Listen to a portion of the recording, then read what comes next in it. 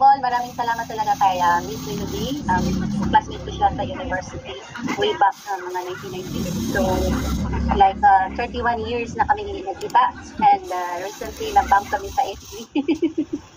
So, kaka-attend ko lang nung presentation kay Sir Ogie nung 10 days ago at nagustuhan ko yung itong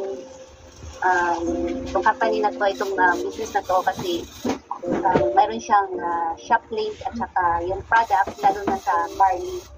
Dahil ako ay isang breast cancer survivor. So, gusto kong uminom ng ng barley at the same time I go on business. Plus nagustuhan ko din dahil nalaman ko na mayroon ding office sa Dubai, sa UAE, kasi may balak pa rin akong bumalik ng Dubai sooner. Yes. At least ma-continue ko yung business. It's either yung tawag doon sa online or sa offline. And hopefully, go. hoping online opportunities. Kasi na tayo ngayon, high-tech eh.